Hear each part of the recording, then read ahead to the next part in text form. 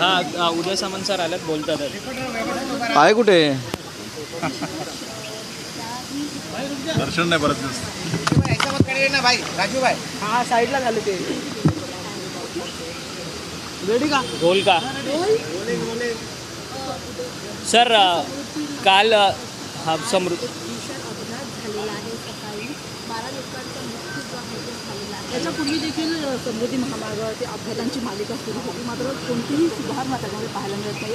वारंवार हे अपघात जे ते घडतात. नाही, यामध्ये मी नक्की माहिती घेईन त्याची, परंतु समृद्धी महामार्गावरनं मी देखील प्रवास केलेला आहे.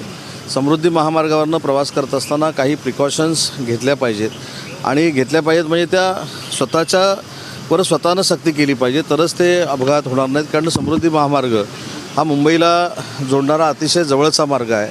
पूर्वी त्याला 16-16, 17-17 तास लागायचे, आता 8 ते 9 तासामध्ये आपण मुंबईला पोहोचू शकतो.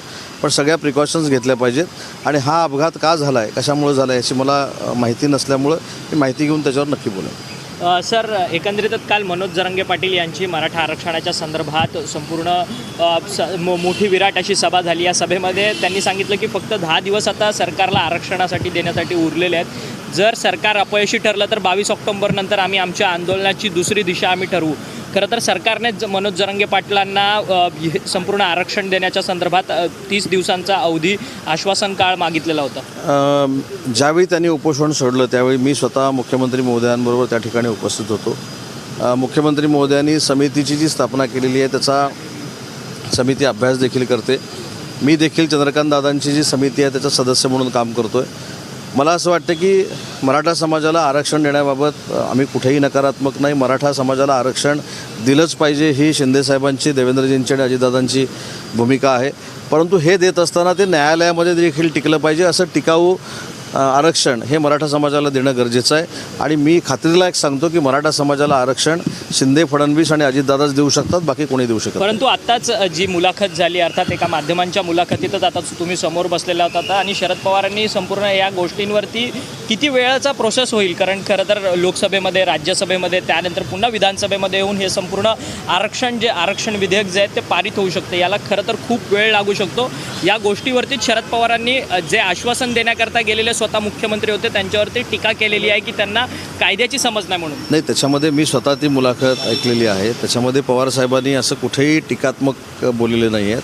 पवारसाहेबांनी असं सांगितलं की याच्यामध्ये घटनेमध्ये जर बदल करावा लागला किंवा केंद्र शासनाला काही निर्णय घ्यावे लागले किंवा लोकसभेचं अधिवेशन घ्यावं लागलं तरी ते केंद्र सरकारनं घ्यावं. या आरक्षणाच्या संदर्भामध्ये आम्ही देखील सरकारबरोबर आहे हे देखील त्यांनी त्या ठिकाणी सांगितलं.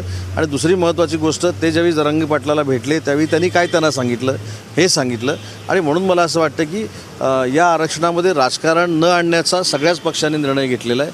मराठा समाजाला आरक्षण दिलं गेलं पाहिजे ही प्रत्येकाची भूमिका आहे आणि ते आम्ही देऊन दाखवू.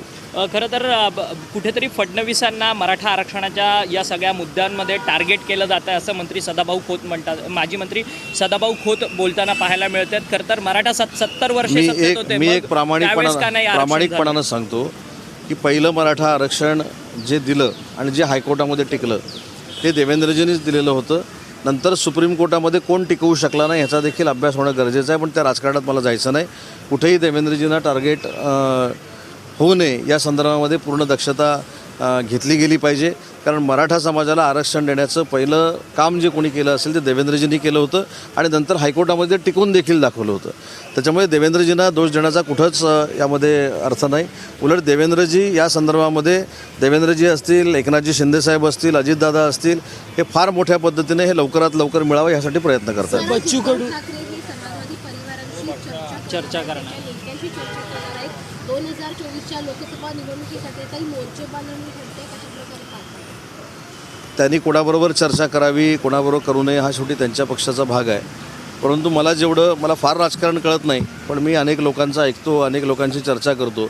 त्याच्यातनं एक निश्चित आहे की लोकसभेची निवडणूक झाली की पंतप्रधान हे नरेंद्र मोदी साहेबच असणार आहेत. सर फॉर्जेट हाऊस आणि फॉर्जेट रस्त्याचं नाव बदलावं म्हणून बच्चू कडू हे जे आंदोलन करतात. 15 दिवसाचा इशाराही देण्यात आलेला आहे. आताही आंदोलन सुरूच आहे. मी त्यांच्याशी बोलून घेईन. सर, एक महत्त्वाचा प्रश्न, राज्यातील लातूर असेल किंवा इतर महत्त्वाच्या जिल्ह्यातील विमानतळं तयार आहेत, मात्र ते सध्या बंद आहेत. या संदर्भात तुम्ही पावसाळी अधिवेशनामध्ये आश्वासन सुद्धा दिलं होतं. विधानसभा अध्यक्षांनी स्वतः म्हणले होते या संदर्भात मी कॅबिनमध्ये बैठक घेतो, मात्र अशोक चव्हाणांनी याच्या संदर्भामध्ये बैठक झालेली आहे. महाराष्ट्र राज्याचे उपमुख्यमंत्री अजितदादांनी याची बैठक घेतली होती आणि त्याच्या पार्श्वभूमीवर कालचा दिवस जर सोडला तर परवा मी लातूरच्या विमानतळाच्या पाहणीसाठी स्वतः गेलेलो होतो. मुख्यमंत्री मोदयांनी मराठवाडा मुक्तीसंग्रामाच्या वेळी जी आश्वासनं दिलेली होती, वचनं दिली होती, ती MIDCची देखील होती. त्याच्यामध्ये लातूर विमानतळ होतं आणि लातूर विमानतळाचं लँड ॲक्विएशन जे करायचं होतं 48 हेक्टरचं, त्यातलं 38 हेक्टर लँड ॲक्विएशन झालेलं आहे. 10 हेक्टरला शेतकऱ्यांचा विरोध आहे. शेतकऱ्यांना समजवण्यासाठी बैठक घेण्याच्या सूचना मी दिलेल्या आहेत.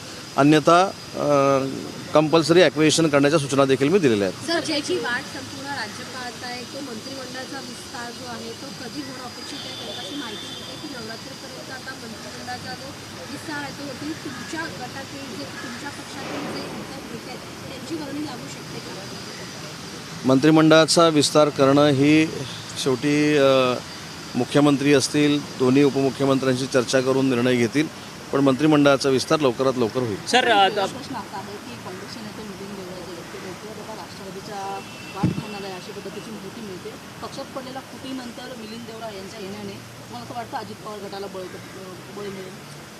तर मिलिंद देवरा साहेब जर राष्ट्रवादी काँग्रेस पक्षामध्ये आले, भाजपमध्ये आले किंवा अन्य कुठच्या पक्षामध्ये गेले तर प्रत्येकजण त्यांचं स्वागतच करेल ना. कारण मिलिंद देवरांसारखा एखादा मोठा नेता जर काँग्रेस, मला माहीत नाही सोडणार आहेत की नाही, पण सोडण्याचा मनामध्ये जर त्यांचा विचार असेल तर त्यांचे सगळेच जण स्वागत करतील. आम्ही देखील स्वागत करू. सर, एक शेवटचा प्रश्न. खरं तर पुण्याच्या माजी पोलीस आयुक्त मीरा बोरवणकर यांनी एक पुस्तक लिहिलेलं आहे, मॅडम कमिशनर. त्या पुस्तकामध्ये त्यांनी खुलासा केलेला आहे आणि उपमुख्यमंत्री आत्ताचे अजित पवार यांच्यावरती त्यांनी खरं तर आरोप केलेले आहेत की येरवडा येथील 3 एकरची जी जमीन आहे ती खरं तर पोलिसांच्या वसाहतीसाठी राखीव होती, परंतु त्या तत्कालीन पालकमंत्री आणि अजित पवार त्यावेळेस होते आणि त्यांनी ती जमीन जी आहे ती लिलाव केली. त्या लिलाव करण्यास मी विरोध केलेला होता असं पुस्तकात त्यांनी त्यांनी पुस्तकामध्ये काय लिहिलं आहे मी पुस्तक देखील वाचलेलं नाही आणि एखाद्या पुस्तकामध्ये त्यांनी लिहिलं आहे म्हणून मी माझं मत अजितदादांच्या बाबतीतलं बदलणं हे देखील योग्य नाही.